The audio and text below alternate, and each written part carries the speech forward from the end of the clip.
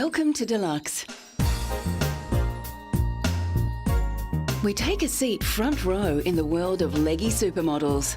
From chocolate box beauties to Brazilian bombshells.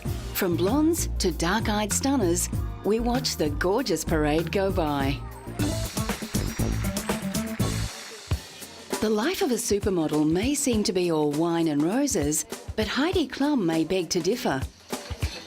The German model is trying out her Victoria's Secret Angel wings, a tradition that ends each Victoria's Secret show, but she's finding them heavier than she thought. The annual holiday lingerie show is known for its flights of fancy, but with these wings, Heidi is worried she will literally fly.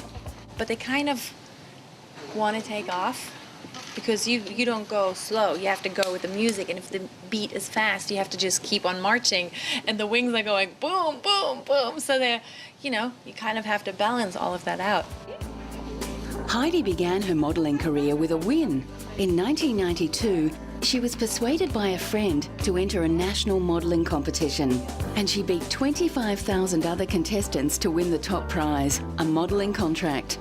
Since this auspicious beginning, Heidi has spread her wings and appeared on the front cover of most of the world's most glamorous magazines. Not only has she conquered the modelling world, Heidi has also appeared as an actress in a number of television shows, and she has been nominated for an Emmy for her work as hostess for Project Runway and Germany's Next Top Model.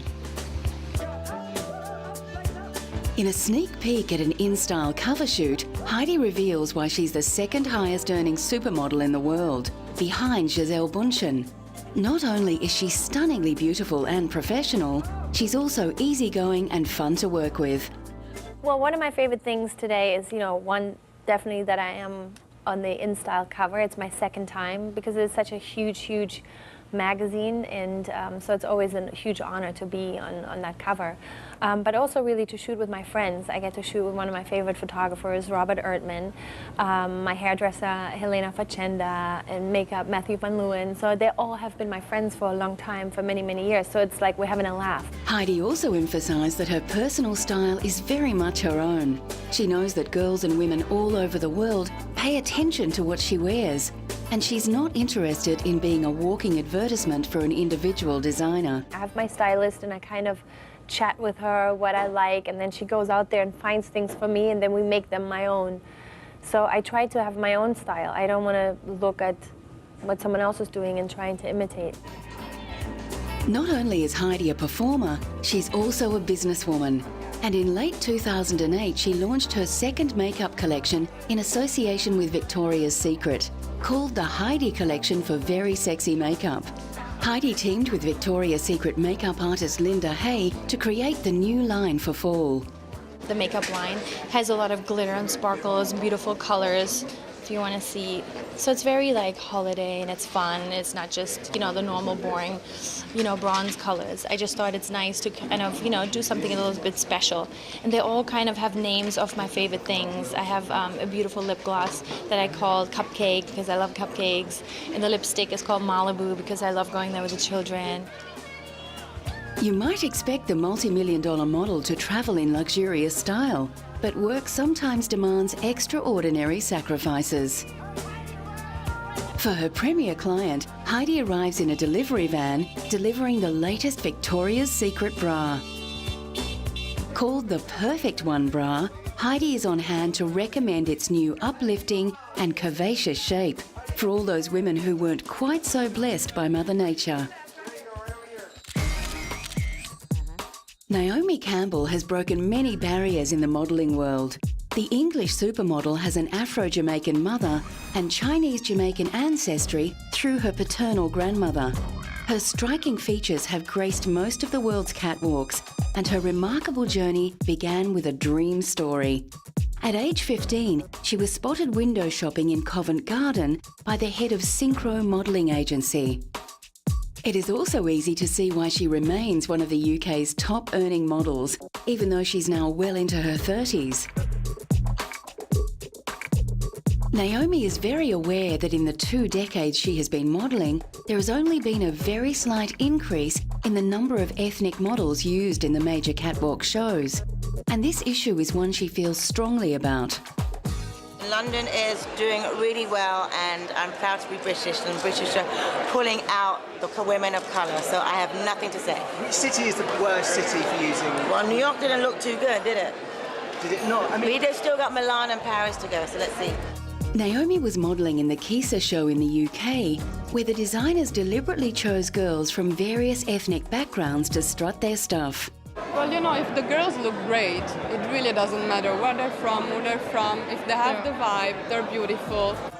In 2007, Naomi was also speaking up, this time on behalf of the catastrophic flooding that hit Britain earlier that year. Naomi enlisted the help of some of her very famous friends and announced a special charity event. We wanted to do something to help all those affected by the terrible UK floods our way. The evening of September 20th, marking the grand finale to London Fashion Week 2007, we are hosting a spectacular fashion show at the British Fashion Council tent at the London History Museum. The flooding that hit Yorkshire and Gloucestershire during summer is estimated to have cost £3 billion. And Fashion for Relief is similar to an event staged in America after Hurricane Katrina. Naomi is keen it isn't a one-off. Everyone looks at us, like Alex says, as a very glamorous lifestyle and a very glamorous world. Well, you know, like you've got your musicians that give back, your actors, and you do comic relief, you have these concerts for, you know, I think this is our way of giving back in the fashion community. In 2008, Naomi was once again in the media spotlight, this time for her charity project Fashion for Relief, which raises funds for White Ribbon Alliance. Naomi held a fashion show and auction to raise funds for better conditions for pregnant women and newborn babies. Naomi tells the gathered press that she's happy being a salesperson for the charity because she speaks from personal experience. I used to work in Topshop. I don't know if I've ever told Philip that, but I used to work in Topshop when I was 14 on Bond Street, and I was on the leather department. So every time someone came and they wanted the leather jacket, I had to unwire the alarm. It was like, and then I had to put it back. So I know about being a salesperson. Coming up, the world's top supermodel and the media star who stepped off the catwalk.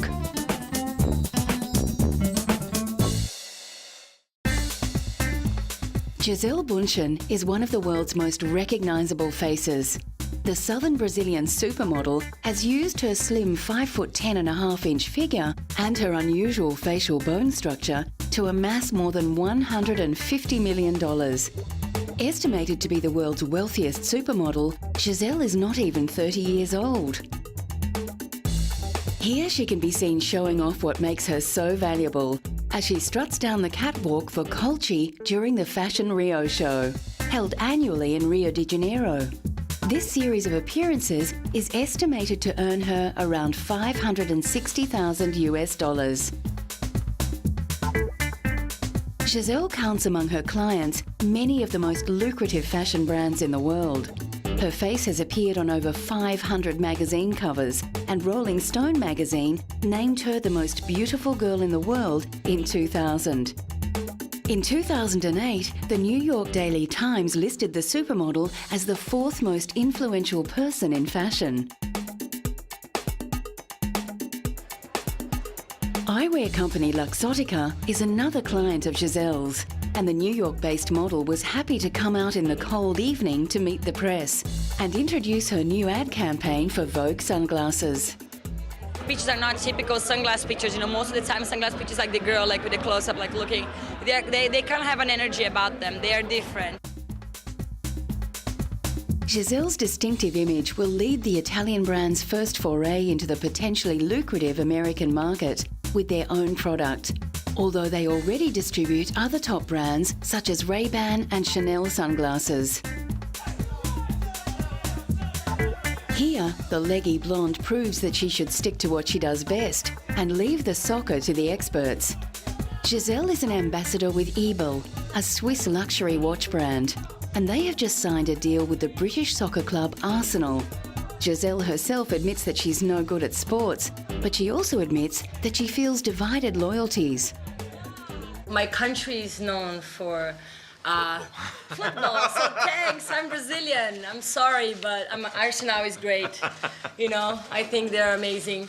But I have to stick with the Brazilians on this one because, as you know, we have to be with our country. While she's happy to acknowledge the abundance of her own genetic blessings, Giselle has been quoted as saying that every woman is beautiful, and she stresses the importance of making the best of what we've got. It's important for people to accept themselves just for their lives, you know, because you're gonna live one life and you wanna make sure that you're living the best you can. And if you don't like yourself, then you have to work at liking yourself. You know, I think that's an important thing. You don't want to live your whole life not liking yourself. So you have to, then there's something wrong with you that you have to kind of like think about it and say, you know, you have to, you know, validate yourself and actually, you know, see what are the things, because we all have faults and we all have good things about us. So you have to find the things that you find great about yourself. So. American model Tyra Banks made her final appearance on the Victoria's Secret catwalk in 2005 as she prepared to shift her career focus from modelling to TV. Tyra was born in 1973 and worked as a model in Paris, Milan, London, Tokyo and New York. But it's her television work that has made her rich and famous. In 2008, the creator and host of America's Next Top Model and The Tyra Banks Show was honoured at Glamour's Women of the Year Awards. Among Tyra's many successful ventures is T-Zone Foundation, an organisation that supports and encourages young women. Well, when I heard that I was going to be one of the winners tonight for this award, I was like, wow, oh my God, they think these great things about me. I've worked so hard and it just feels so good. Then I hear who else is being honored and I'm like, okay, wait a second. Okay, this is really nice, but you sure y'all want me to be up there with Condoleezza and Hillary Clinton? So it's still not real. That part is not real, but it's sinking in. And maybe as people start giving their speeches, I'll start going, okay, yes, I am here with these other women. During her hugely successful modelling career, Tyra was the first African-American woman on the cover of GQ and the Sports Illustrated swimwear issue, and she has continued to lobby for more coloured women in the lucrative industry. Earlier that year, the Emmy Award winner had staged a unique outdoors runway show to bring this very issue to the forefront of the public consciousness. Hundreds of members of the public watched as black models past, present and future celebrated their success and urged the fashion industry to diversify. Oh, I think it's extremely important to have diversity in the modeling industry. Young girls look at magazines and want to see a reflection of themselves, and that will tell them that they exist and that they're beautiful. So we need Asian, we need Black, we need Latin, we need every culture represented in fashion to show that young girl that she matters, that she exists, and that she... Among the models joining her was Beverly Johnson, the world's first black supermodel. Now, 34 years ago, this month or August, I was on the cover of Vogue magazine, the first African American to be on the cover of Vogue magazine. And hopefully that opened up the floodgates for people to respect different cultures and also respect our beauty in each culture. Claudia Schiffer, the chocolate box German blonde, was one of the late Yves Saint Laurent's favourite models. Her original aspirations were to follow in her father's footsteps and become a lawyer. But everything changed when at age 17, she was discovered in a nightclub by the head of a modelling agency. Claudia's heyday was in the 1990s when she reached the height of her popularity. Now she is just as happy to sit on the sidelines and enjoy the show. And with an estimated £38 million to her name, she has the means to be able to do just that. At a recent Karl Lagerfeld show, Claudia was keen to get her hands on some of the stunning creations. Oh, I loved all the ivory dresses and light grays. They were amazing. And all the piping that was sewn, all those dresses that had the piping details, those were all my favorites. Are you going to get Thank you. in your wardrobe? Yes, I've already asked if I can wear a few of them to events that are coming up. Claudia will still take to the catwalk for the right client, and she more than showed that she still has the stuff at 38 years old when she stepped out in cutting-edge Dolce & Gabbana in Milan recently. For this show, the catwalk was almost as star-studded as the guest list. In many ways, the life of a supermodel is similar to that of royalty from days gone by. Once they have reached the rare stratosphere of fame, they don't have to pay for that glittering gown, all those diamonds or high heels ever again. I'm very lucky because I'm a model and I have worked in the fashion industry for a really long time. I know all the designers, and it's really easy for me just to call them up and say, can you please send over what you got? And the thing is, they know my sizes, they know exactly what looks good on me, what doesn't, and what I like. It is easy to make the assumption that once the outfit is sorted, that it is right for the night. But prestigious events such as the Cannes Film Festival require a lot of thought and pre-planning.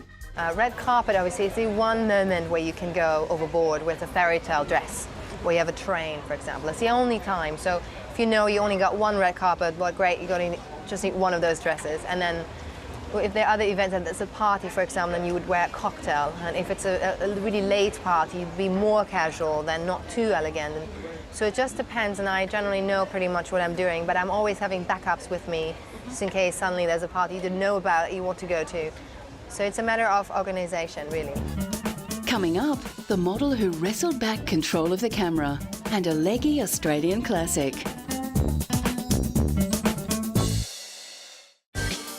Czech Republic model Eva Herzegová won her first beauty competition at the age of 16 in Prague, and she hasn't looked back since. Called the Marilyn of the 1990s, the 5'10" beauty was one of the many celebrities at Valentino's last show. I'm feeling great. I'm really excited. You know, this is the first time I'm going to see a show as a guest, not as a model. So it's I'm looking forward to it. You know, and it's his last show, so I think he's going to do something amazing. So I'm really, thrilled and honored to be able to see each one of the pieces. Eva has walked the catwalk in many of Valentino's wonderful creations, and she's now a firm friend of the Italian designer. Valentino chose the stunning blonde as his date when he recently attended the premiere of Valentino the Last Emperor, a documentary featuring the design maestro and his team at the prestigious Venice Film Festival.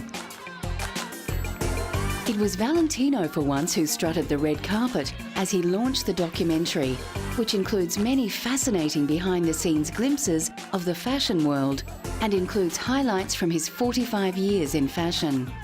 This heady world is a place Eva herself is more than familiar with.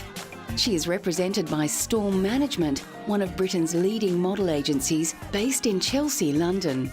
This agency represents some of the most successful models of all time, including Kate Moss and Cindy Crawford, and a number of actors and film stars such as Sophie Dahl. Eva herself recently decided to step out from in front of the camera to give directing a go.